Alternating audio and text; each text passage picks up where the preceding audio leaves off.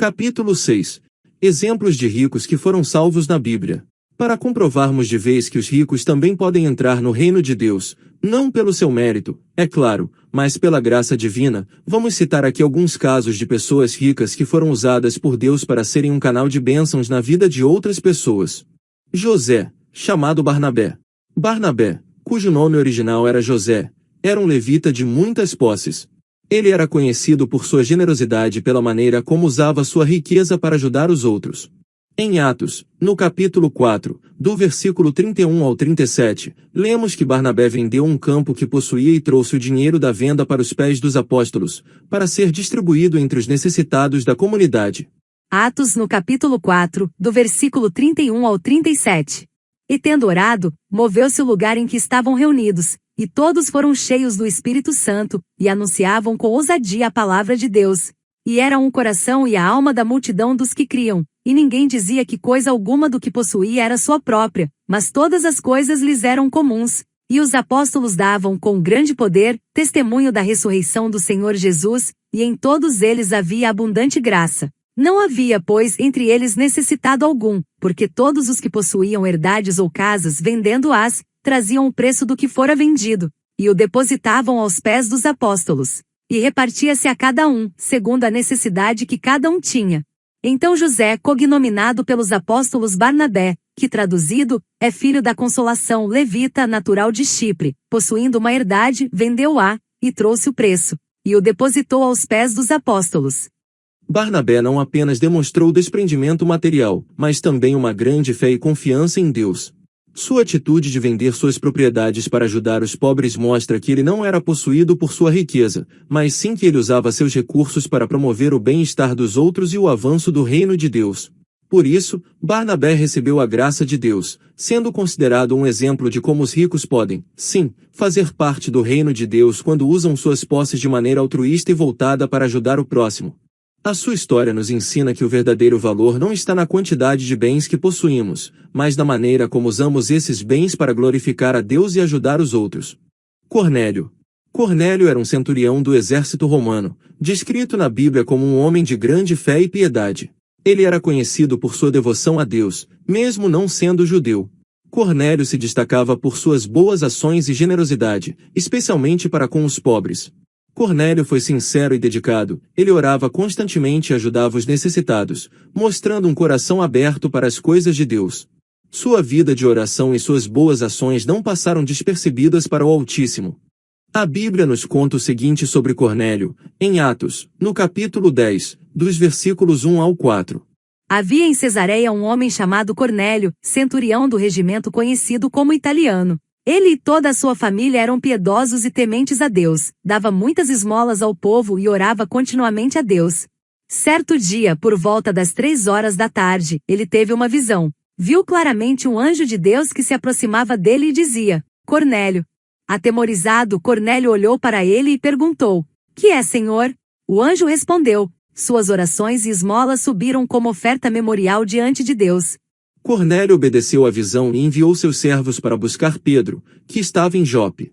Quando Pedro chegou à casa de Cornélio, encontrou-o reunido com seus amigos e familiares, ansioso para ouvir a mensagem de Deus. Pedro, ao ver a fé de Cornélio, proclamou o Evangelho de Jesus Cristo. O Espírito Santo desceu sobre todos os presentes, confirmando que a salvação não era exclusiva para os judeus, mas que estava disponível também para os gentios. Esse evento foi crucial na expansão do cristianismo, pois demonstrou que o Evangelho deveria ser compartilhado com todas as nações. Cornélio foi um instrumento essencial para mostrar que Deus aceitou os gentios e abriu as portas da fé cristã para além dos judeus, fazendo a transição do Evangelho para uma mensagem universal. Caso você queira saber mais sobre a história de Cornélio, ela está explicitada nas seguintes passagens bíblicas. Atos, no capítulo 10 e versículos 5 e 6, o anjo dá instruções a Cornélio sobre onde encontrar Pedro. Nos capítulos 7 e 8, Cornélio envia seus servos e um soldado para buscar Pedro. Ainda no capítulo 10, dos versículos 17 ao 33, Pedro chega à casa de Cornélio e prega o Evangelho. Atos, no capítulo 11, do versículo 11 ao 18, Pedro explica aos apóstolos em Jerusalém o ocorrido na casa de Cornélio e a aceitação dos gentios. Lídia. Lídia é uma figura notável mencionada no Novo Testamento, especificamente no livro de Atos dos Apóstolos. Ela era uma comerciante de púrpura na cidade de Tiatira, famosa por seus tecidos de alta qualidade. A púrpura era um corante caro e raro, usado para tingir tecidos, geralmente destinado à nobreza e aos ricos, indicando que Lídia era uma mulher de considerável riqueza e influência. Lídia é mencionada em Atos, no capítulo 16, nos versículos 14 e 15, onde a Bíblia relata que ela ouviu a pregação de Paulo e ficou profundamente tocada pela mensagem do Evangelho. A passagem diz o seguinte: E uma certa mulher, chamada Lídia, vendedora de púrpura, da cidade de Tiatira, e que servia a Deus, nos ouvia, e o Senhor lhe abriu o coração para que estivesse atenta ao que Paulo dizia. E depois que foi batizada, ela e a sua casa nos rogou, dizendo: Se haveis julgado que eu seja fiel ao Senhor, entrai em minha casa e ficai ali. E nos constrangeu a isso. Lídia não apenas aceitou a mensagem do Evangelho, mas também tomou medidas concretas para apoiar Paulo e seus companheiros. Ela ofereceu sua casa como um lugar de hospitalidade, acolhendo-os e proporcionando um espaço seguro para que pudessem continuar seu trabalho missionário. Sua casa provavelmente se tornou um local de encontro para os primeiros cristãos na região, facilitando a propagação da mensagem de Cristo.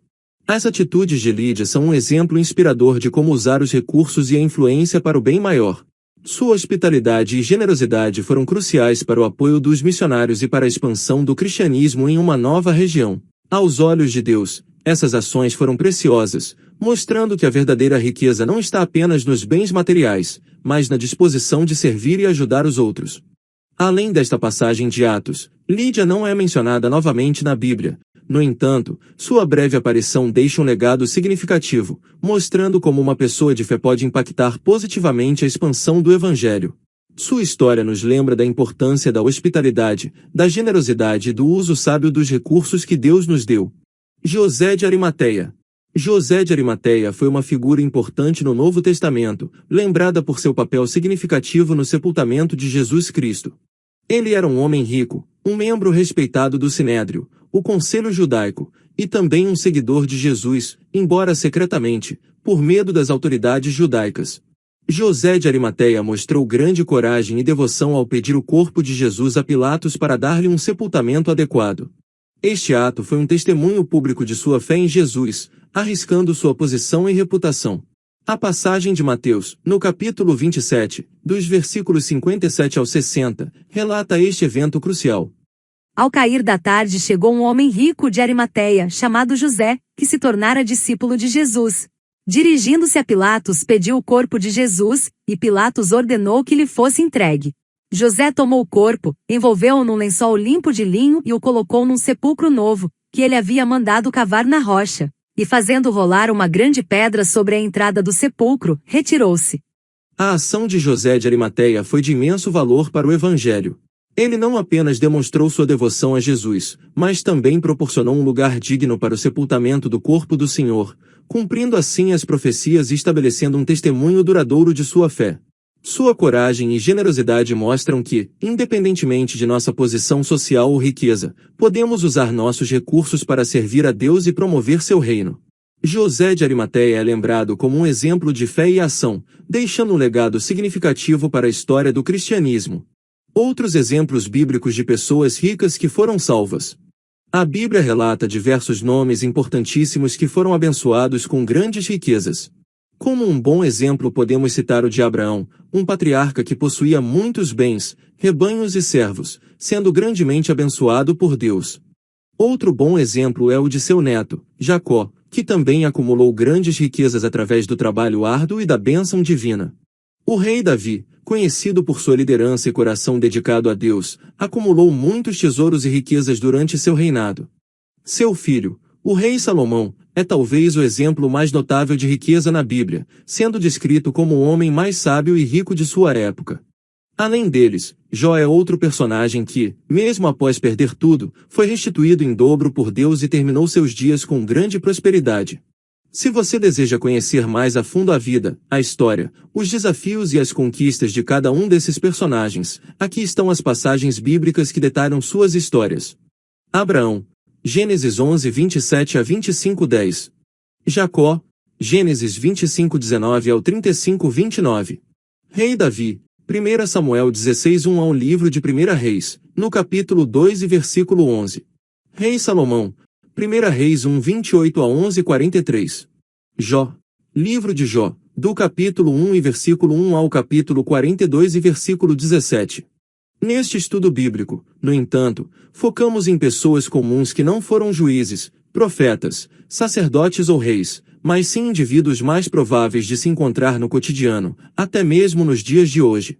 Exemplos como o de Lídia, vendedora de púrpura, e José de Arimateia, um membro respeitável do Sinédrio, nos mostram que pessoas comuns, com profissões variadas, também podem ser ricas e, ao mesmo tempo, devotadas a Deus. Essas histórias nos ensinam que a riqueza não é um obstáculo para uma vida de devoção e fé. Portanto, nunca foi um impedimento para Deus fazer com que os ricos também alcancem o céu. A chave está no coração e nas ações dessas pessoas. A Bíblia nos mostra que, independentemente da quantidade de bens materiais, o que realmente importa é a fé, a humildade e disposição para seguir a vontade de Deus.